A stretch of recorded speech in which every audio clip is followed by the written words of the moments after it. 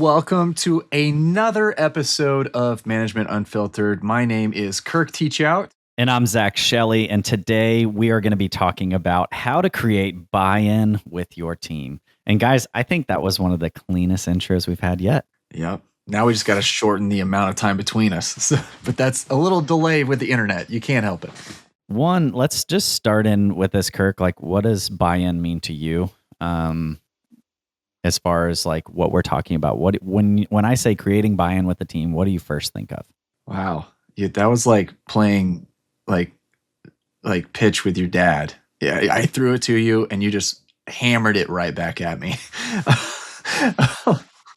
Okay, so buy-in, right? To me, buy-in is where you tell the team about something, maybe something new, right, that you want to do.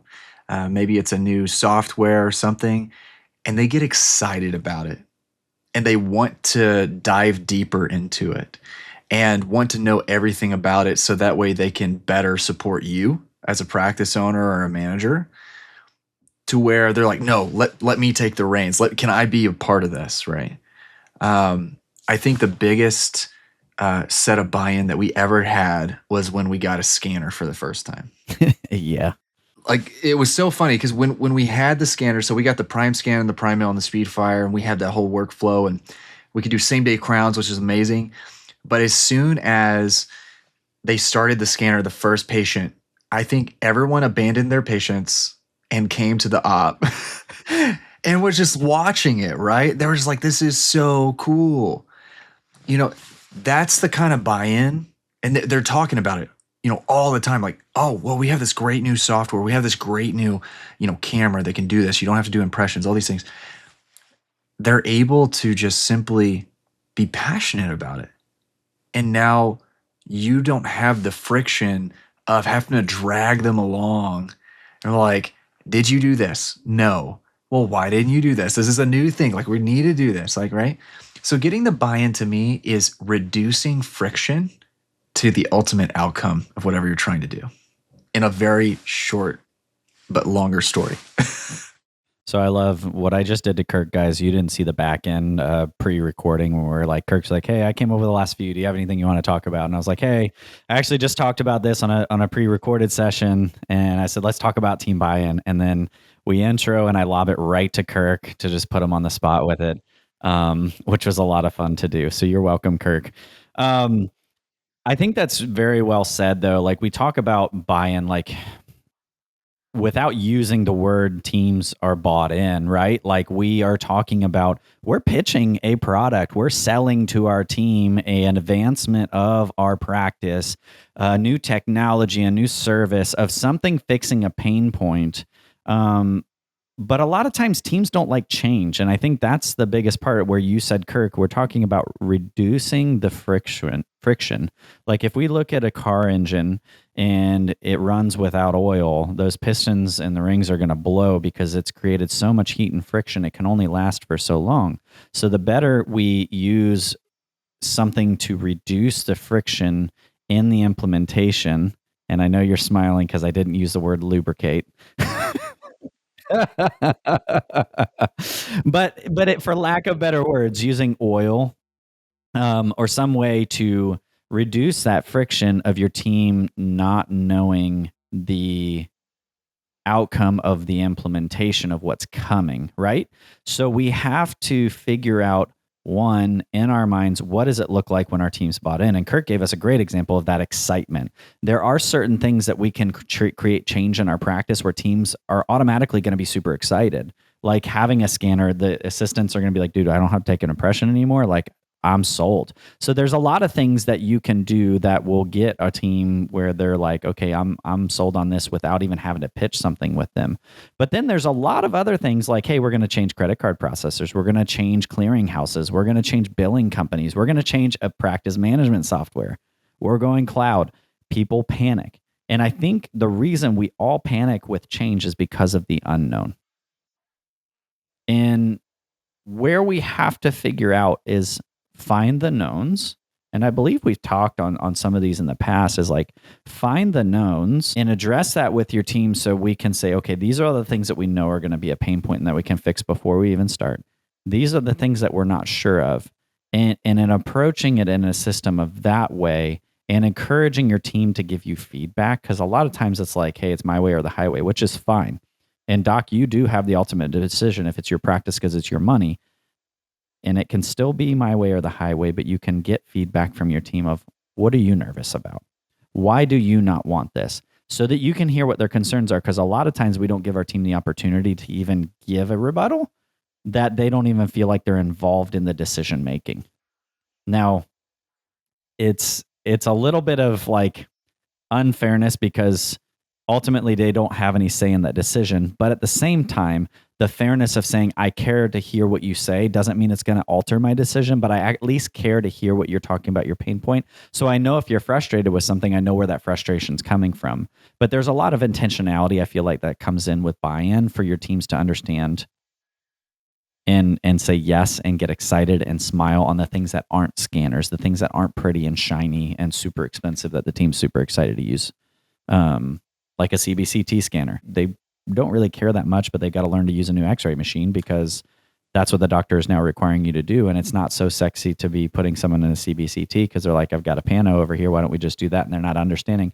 But then when we start telling them more like, hey, we're going to start placing implants and doing guides and we're referring out for thirds. So we'd love to get good images and save our patients some money, whatever it may be. But you have to educate your team on why we're making these changes and keep them in the mix. So these are the biggest things before I pitch it back to you, Kirk. I would not update my teams on certain things that are very, very minimal that I didn't think were a big deal. Ended up being a huge thing to my team because they're like, oh, it would have been nice to know it, even though it's something small. And I'm like, we'll just plow through it and we're good.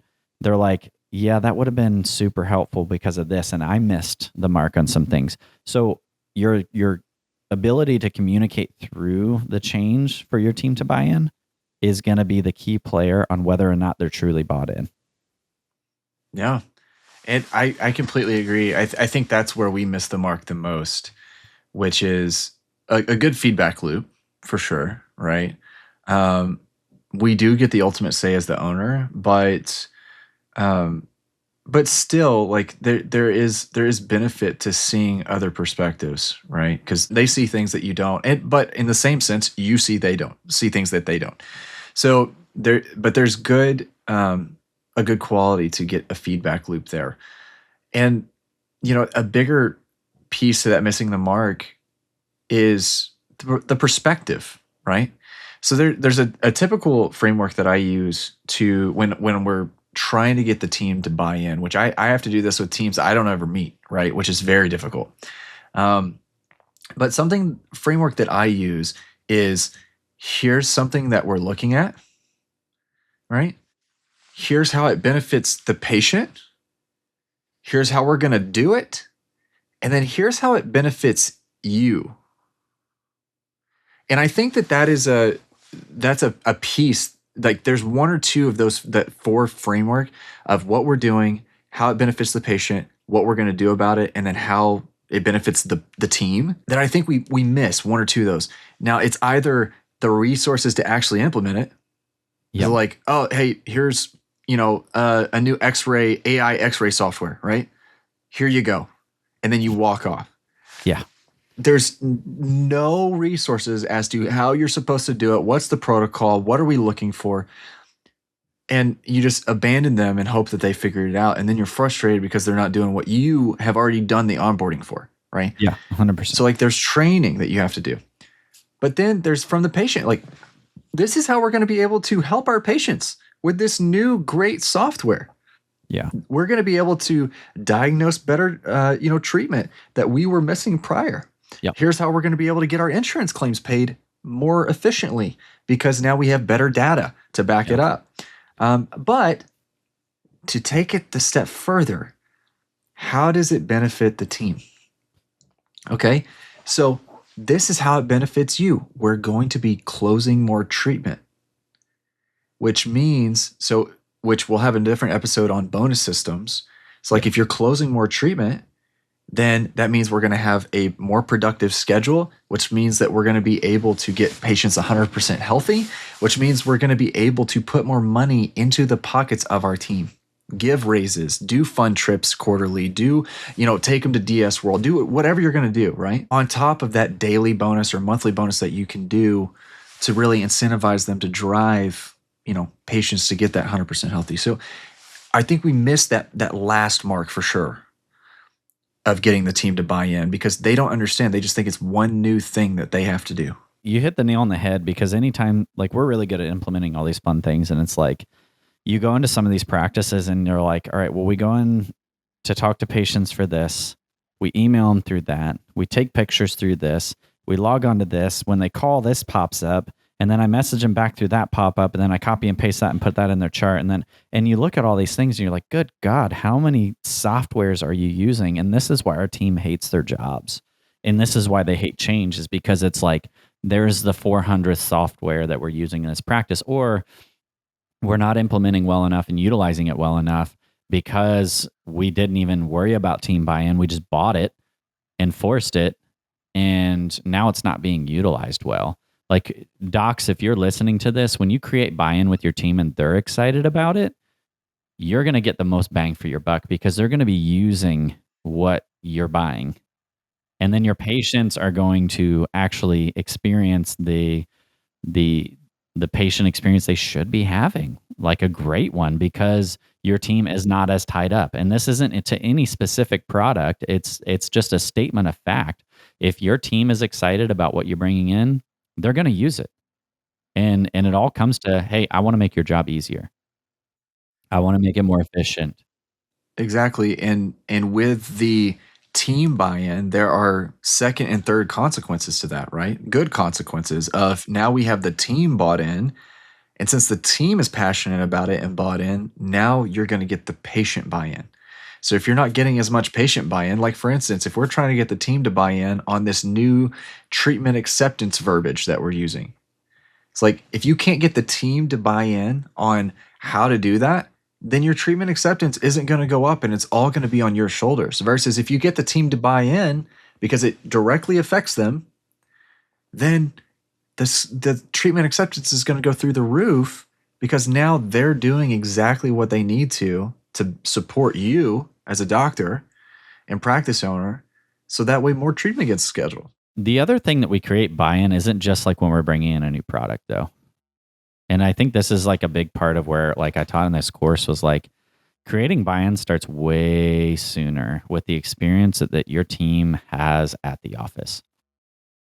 Like, do you actually care about them? Is it a fun place to work? Like, are you empathetic to the things that are going on around them? Are you trying to make their job as efficient and easy? Are you listening to their concerns?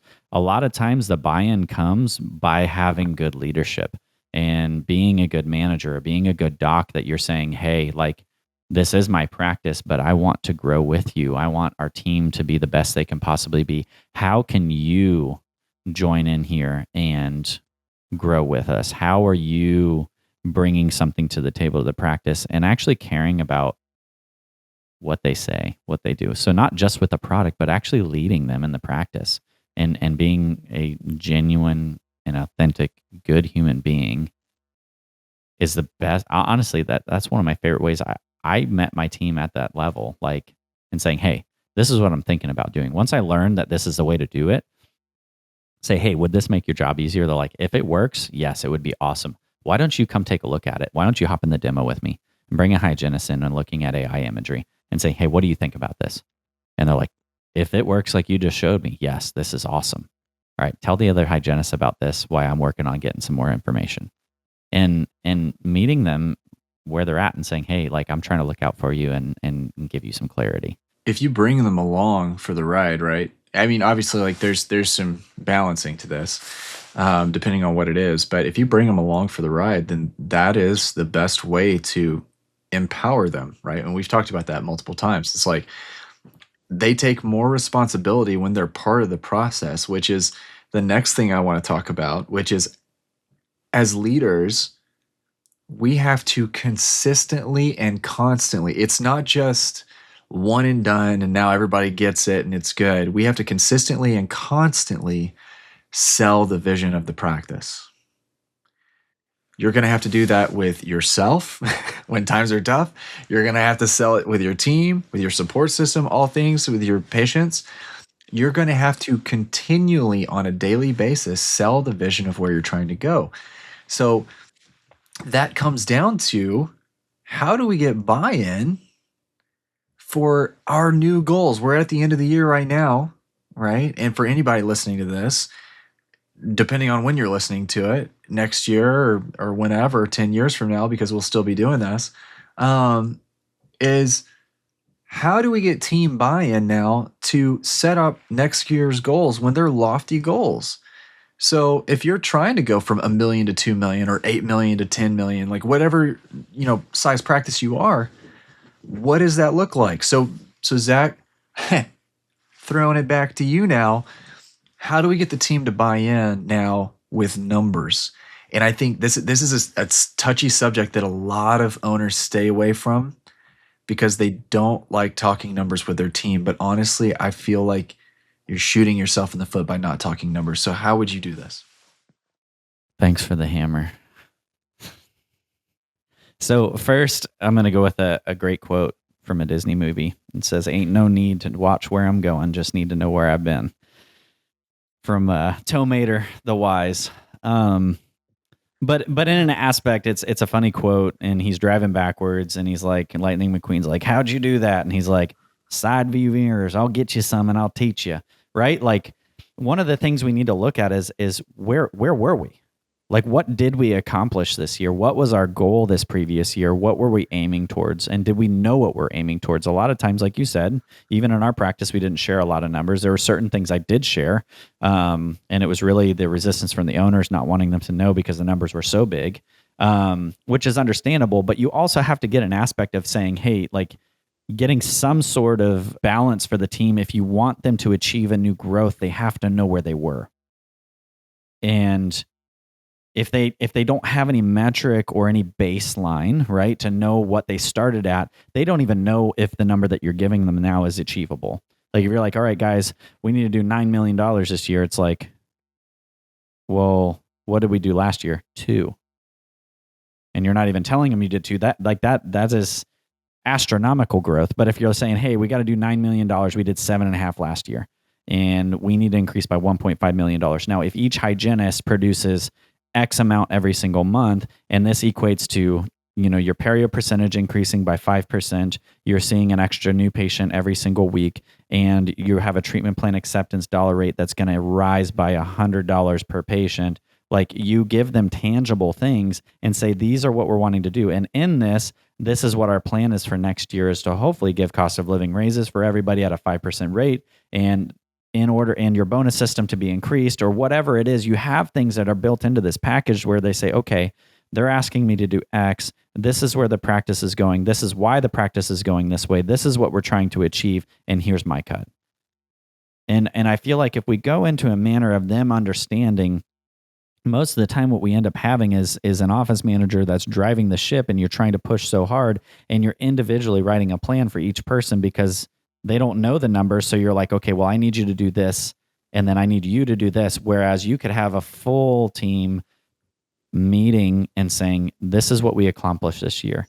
This is the growth that we saw this year, and we want to keep this going, and this is how we're going to do it. And you guys played a massive part, and this is how we're going to continue to show this growth. And I believe in you, and I'm going to give you the tools to do it, because this is what we believe with our core values of our practice, and this is what we're going to uphold this year and pushing into that. And I feel like you can be way more intentional and direct with your team and get them to understand, like, hey, you are the bottom of the barrel of the whole team on this one. And it doesn't mean you suck, but there's a lot of room for improvement. And I'm going to show you how to do it, but I need you to work with me.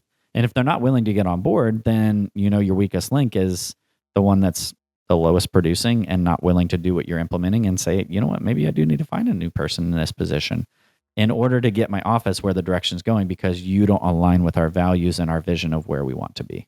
Correct. And, obviously there's so many things that we could go like deep dive on that. But, most of the time, we don't get buy-in because they don't know how to do it. Yeah. Well, you hand them a tool belt with no tools in it, is what you do. Yeah. You're like, hey, build this shed. I'm going to give you a tool belt with no drill, no hammer, no nothing, and half the materials. Well, but I would even argue that we do give them tools in their tool belt. We don't give them instructions. Yeah. Like they don't Yeah. have schematics to actually be Yeah. like, oh, okay, here's how you do it, right? Yeah. So if we think back to the first of this year when I was at your practice, Mm-hmm. I dropped the bomb of numbers with the team. Yeah. Right. Yeah.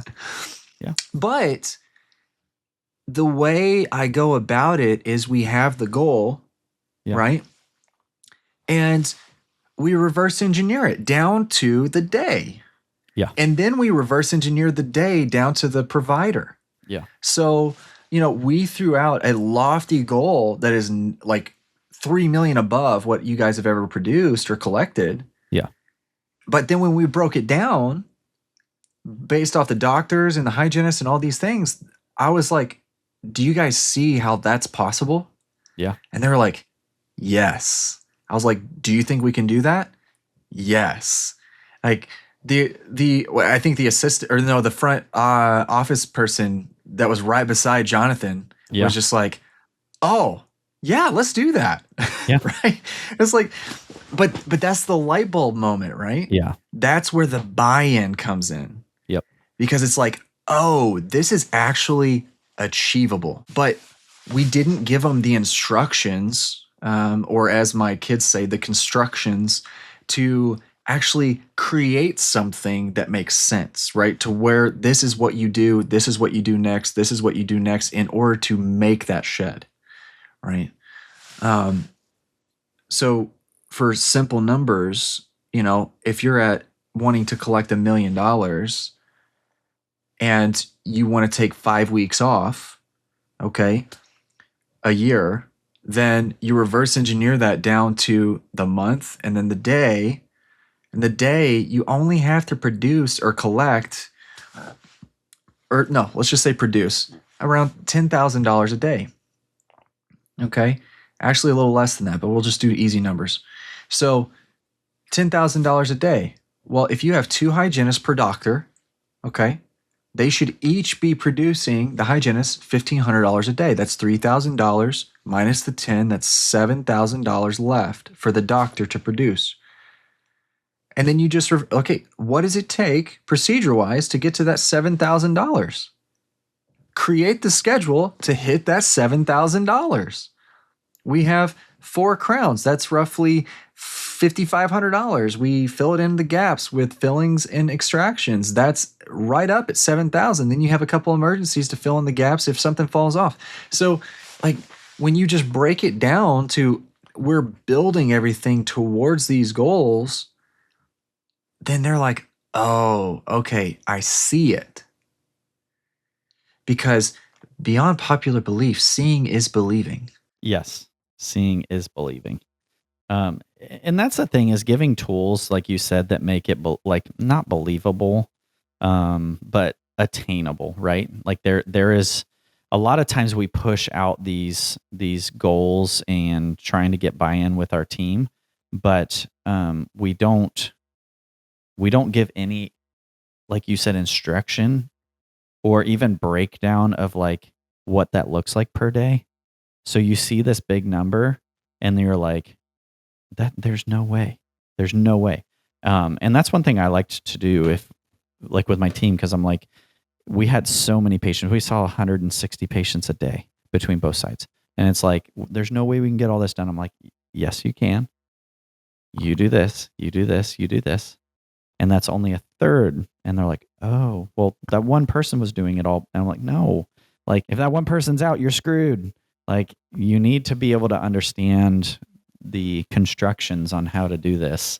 My kids are going to love that. Yeah, they're going to love that. But you have to, but you also have to believe it. And you as the owner, practice manager, have to also buy yourself in to this. Like, and I think that's kind of the third part of the trifecta here is you have to be excited about it genuinely. And not like, hey, this is awesome, deal with it and figure it out now.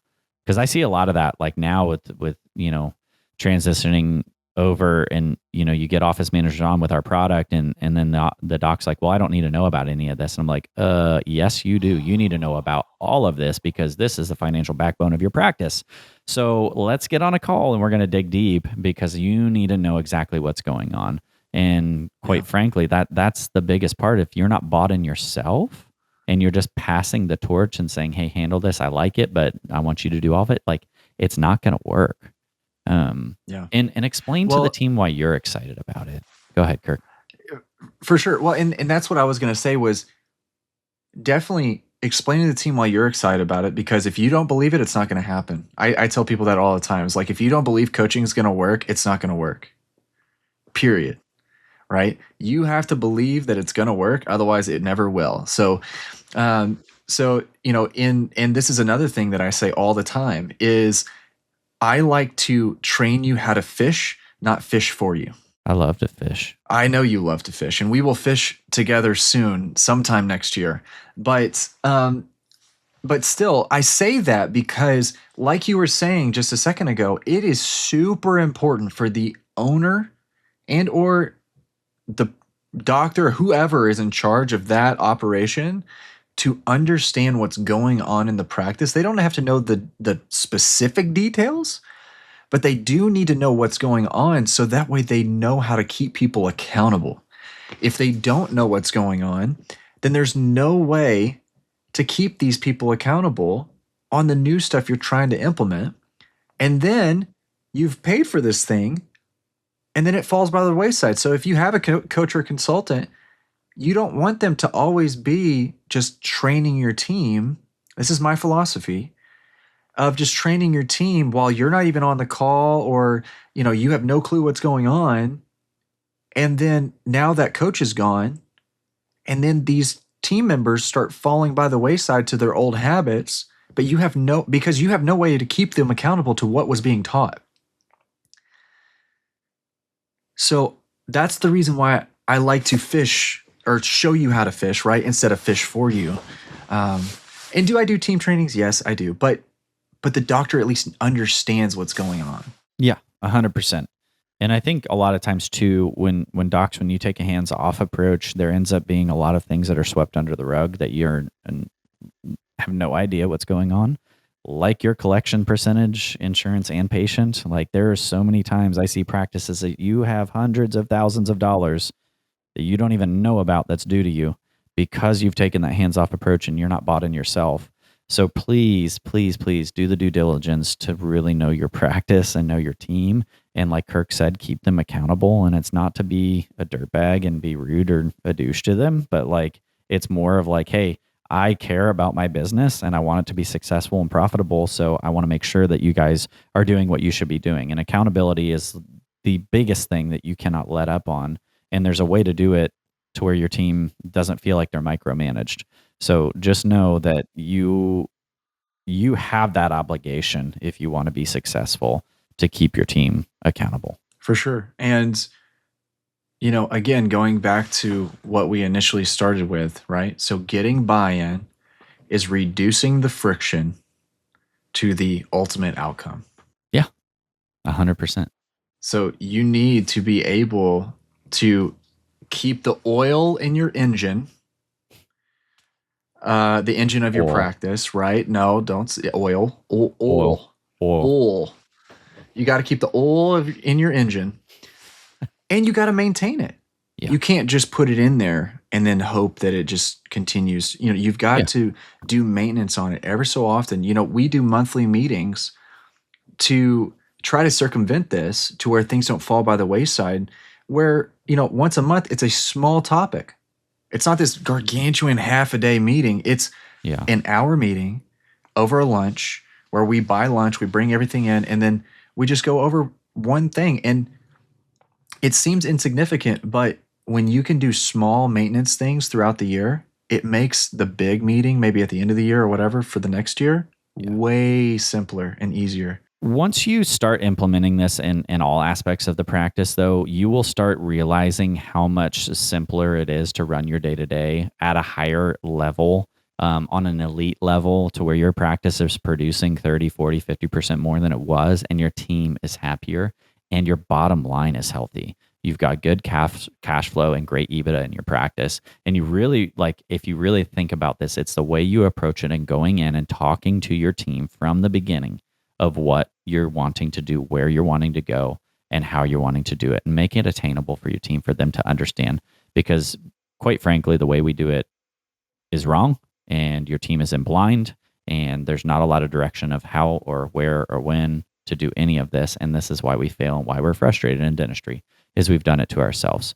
So I hope that you guys listen to this with a true open heart and really think about how you can create great buy-in with your team, get cohesiveness, and watch your practice thrive. For sure. Because now if you can get that team to buy in as you scale, because now you have a better system of change, as we've talked about, right?